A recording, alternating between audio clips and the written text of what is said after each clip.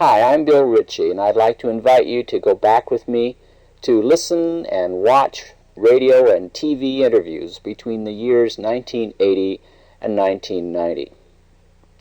I started out in printmaking, making prints from woodcut plates, etchings, lithograph stones, silk screens. You might say that when I first opened my eyes to art, I was looking at a print. In fact, most of the art we see is some kind of reproduction in a magazine or in a slide or on television. That's why we call it media art. When we added computers in the late 80s to our arts, we have what's called multimedia, and I am a multimedia artist. In these interviews, I'm going to be using radio and videotape. In this first one, which was made in 1980 with Angela Torres-Henrick, I'm going to overlay videotape so you'll get a glimpse of what was going on in my classrooms the same year this interview was made. So coming up next, Angela Torres-Henrick on radio KCMU in 1980. Art itself is very difficult. So you have to be in the area, you have to be and really look at art per se, rather than just look at a folder or a magazine. I think so. Now, we don't know what's going to happen because this has been a process that's been going on for 100 years or more in our country, where almost all the world's art comes to us by way of a medium of some kind. Now, what would happen, this is one of my major interests now, what would happen if we discovered that the arts were being changed by the media? In other words, what people thought art was based on what they had seen on television, for example. And if, in fact, as it always does, the media changes the artwork. If you see a reproduction of the Mona Lisa, for example, your knowledge of the Mona Lisa is not what someone in Paris could have by going to the Louvre and seeing it. So out of this, I've studied this fact a long time, and I've decided that we must understand there's a language in the media. There's a language in the painting that went in to make these wonderful paintings, and that's a language that all painters study, and goes on. But likewise, the media have a language too, and it's not the same as painting. And then if works of some kind are created in the media themselves without a base of a painting, let's say, or the elements that make a painting important, a new art form starts then at that time. So we have video art, and we have cinema art, and we have photographic art, printmaking art, which is the oldest of those five, and perhaps computer art, you see. But each of them coming out of its own medium and having its own language. It's a very interesting idea. How do you contribute to art apart from your teaching? Well, I produce things in two That interview took place in 1980. I was just beginning to use computers in my art, along with prints and video, and I was being called a pioneer in multimedia. This next one took place in January of 1981 for Channel 9, KCTS TV in Seattle, and the interviewer is Ann Souther. I see. Speaking of the space program, that reminds me of something you were telling me before the show. You're explaining a print that you have here today where you took pictures of Planet of the Apes. That's right. And have arranged that over a map. And maybe we can get that on screen. Yeah, you can explain that's a graphic, and I brought an original in today so this camera could show it. Those four little stamps in the middle are four scenes from the film Planet of the Apes. There's this 13-second sequence in that film, and it shows this supposed spaceship that's crashed in this lake. You know, it's really Lake Powell in Arizona, and it was this fiction. And I was reminded of how in the old days in Japan they used to sell these woodblock prints to tourists on the highway between Tokyo and Kyoto. These are very famous prints, and of course tourists would take them home, and it would show a view of Mount Fuji from a certain place and another view of Mount Fuji and so forth. Well, these were views of the spaceship crash. Now you also have a a print that was done by a computer. Is that correct? And that's much more recent. About 3 years ago, a good friend of mine, Paul Lewis, in the School of Architecture, helped me interpret this thing that I made that's called a wave square. He helped me interpret it and put it into a computer, and then the computer would draw pictures of it seen from different points of view. So what you see on the screen now is, let's say, view number 32, and if you can squint your eyes, you can almost see view number 33 and 34 behind it.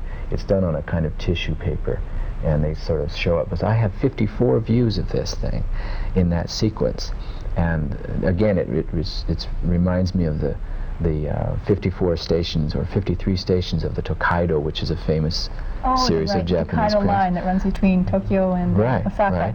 And the 36 views of Mount Fuji, those kinds of things. So again, Later that same year, KOMO TV, Seattle, sent Joel Parks to interview video artists. He came to Triangle Studios, which was a cooperative studio, a kind of multimedia haven for artists. So here's my portion of that interview with Joel Parks in 1981. For a final word on all this, I sought a more established figure, Bill Ritchie. He's a professor of art at the University of Washington. He began a class in video there in the early 70s and still works with it. Bill sees TV as an unlimited canvas and feels it will become for the visual artist what radio became for the performing artist. the secondary, the electronics, the computer, and the video have no material quality whatsoever. They're very dull you can't get hold of them. But what they can convey intellectually or, in terms of thinking processes is far greater than what you can communicate in a woodcut. According to Bill, the most difficult thing for us to overcome is our traditional views of what art is. If we think of an oil painting, we want it to be made by an individual with the individual's own ideas, with the individual's hands and so forth. And if we're asked to accept something else, art as video, let's say, and it doesn't have a hand in it, doesn't have an individual working alone in an attic someplace, then we start thinking, well, this is cold. And we tend to come to that conclusion very quickly.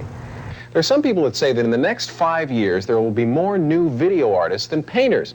After all, this is the electronic age. That was in 1981. Now we jump forward a couple of years to 1983 and around the world to Australia. Next, the interviewer is Billie Karen on the Billie Karen Show, radio station 3AW in Melbourne, Australia. Well, actually, a friend of mine gave me a lovely print that he'd carved from cardboard, and that was really magnificent. Cardboard print. So there's plenty of scope for using all sorts of materials. Well, you're a printmaker of some renown in the United States, but you're also a professor and a lecturer at the University of Washington in Seattle. What do you lecture about? Only printmaking or other Primarily printmaking, but I'm able to combine printmaking with video in some of my classes. And a few of my students have started to use computer graphics. And what I generally teach in my printmaking classes is that the history of printmaking shares something with the history of television and computer graphics. So whenever it's possible, I use the new technologies to sort of vitalize, renew the interest in the old technologies. These processes like etching, for example, are difficult to learn and not immediately rewarding, but when the student feels that they're participating in an ongoing history, not something that's sort of a dead craft, but an ongoing living history, it can be very exciting, and that's what I try to teach. And you're here on sabbatical leave at the moment, and you've brought your family with you. Do you always take your family with you when you go overseas? I may have given the impression in these interviews that I did it all by myself. That's not true. That last recording was made by my wife, Linda, and in the next recording, made in 1984, you're going to see a glimpse of one of my co-workers, C.T. Chu. The next interview was broadcast in 1984 on Channel 7, and the interviewer is Nick Walker. But the computer allows him to experiment with ideas, with colors and shapes, with a quick touch of the stylus. All of this art was generated by a computer. The series of works is called The Homemade Dog, created by Seattle artist Bill Ritchie. Although originally produced on paper, the images were transferred to computer software and printed on a computer printer before being assembled in book form. Can anybody be an artist using a computer? They certainly will be. Who's the artist? Well, the artists who want to be the artists will be called the artists, as long as they have audiences. But Ritchie's colleague, C.T. Chu, disagrees. As far as making everybody artists, I don't think so. I don't think it can do miracles. Just like a word processor can't turn everybody into a writer. But the computer artist can make photographs into something they are not. That was 1984. You've been listening to and watching my interviews on the roots of multimedia.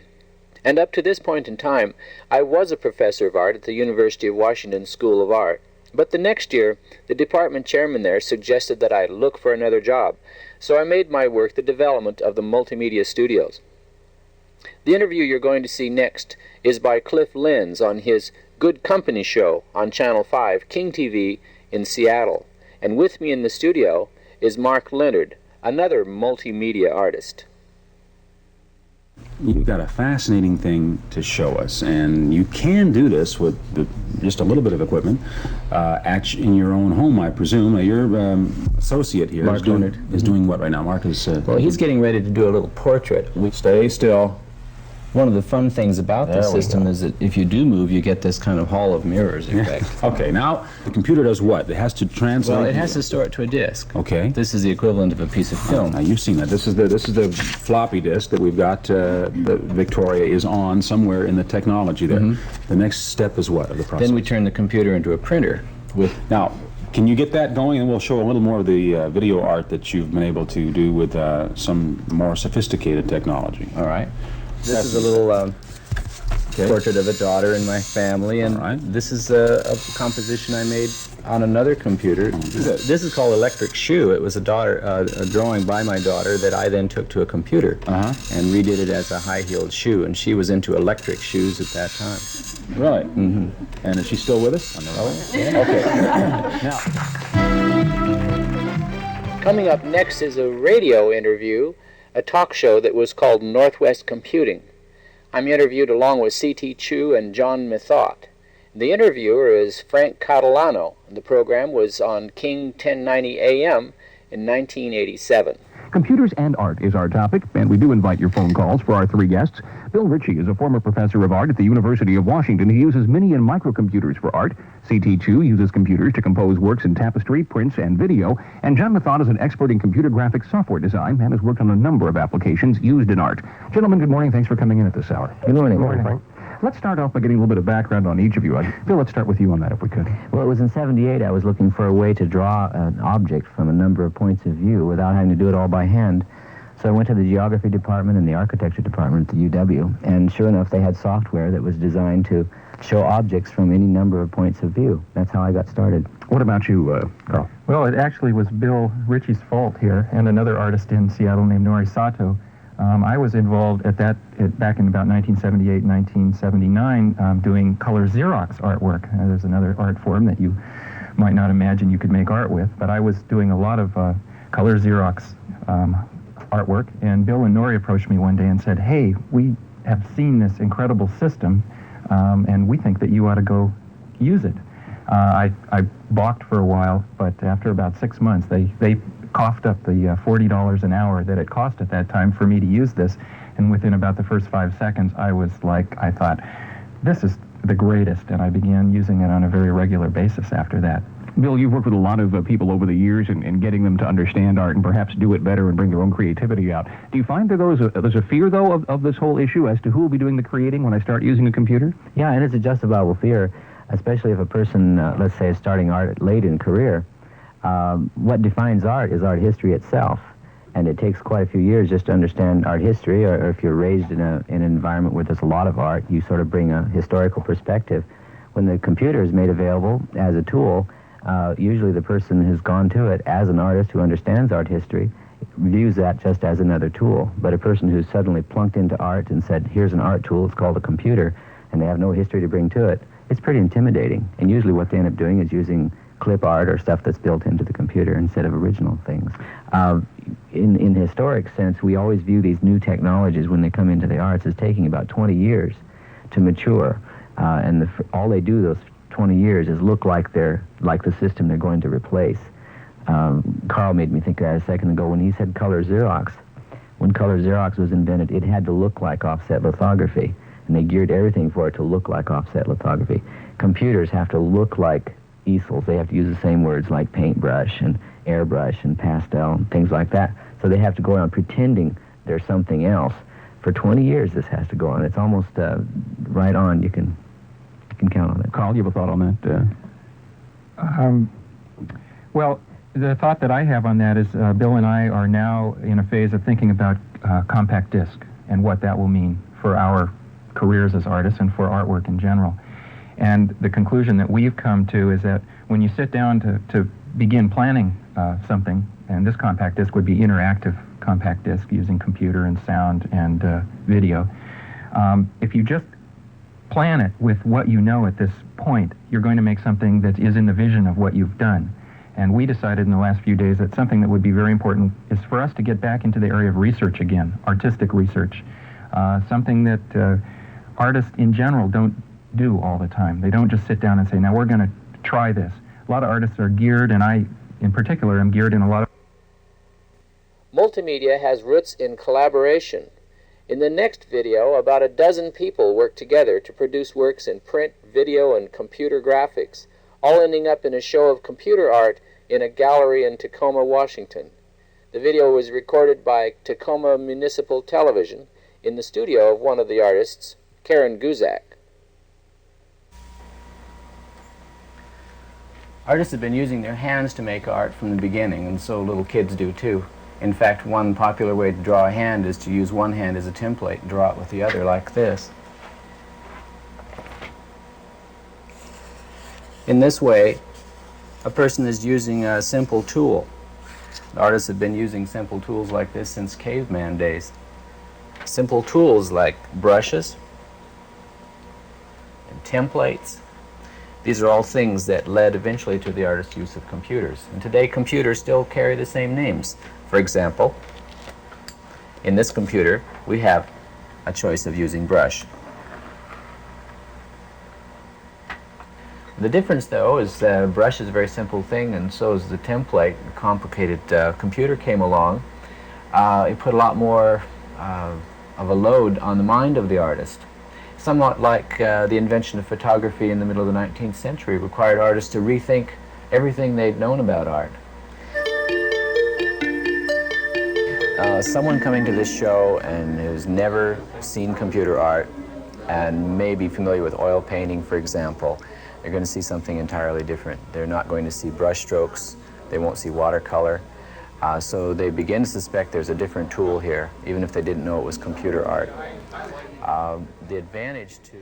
That program was made in 1988. 1989 was the centennial year for the state of Washington, and KCTS TV Channel 9 in Seattle decided to do a series of interviews with people, including C.T. Chu and myself, and get their views on the year 2089. By the 50s, the Art Center was strong in New York City. And there was some talk of it moving to Los Angeles in the 80s. There's a wave effect that happens in demographics, and the next art center is in Asia. It's leaving the United States.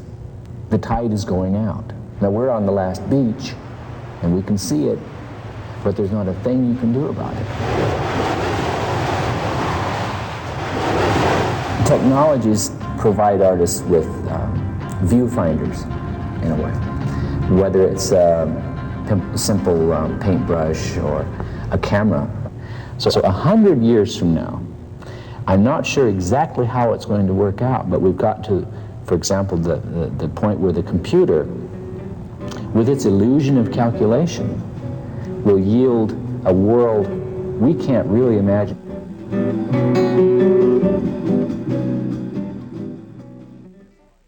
That was the last one for this edition. There has been one more interview in 1990, but it's for a magazine and it won't be out for another month yet.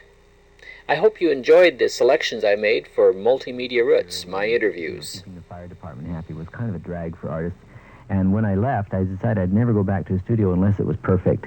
And I analyzed what I was doing with new technologies, and I looked at the historical precedents, which go back to China in the 1600s. And it seemed to be the perfect studio was a beautiful or a harmonious balance of technology being researched, technology being taught, and technology being applied. So you had all three activities going at the same time.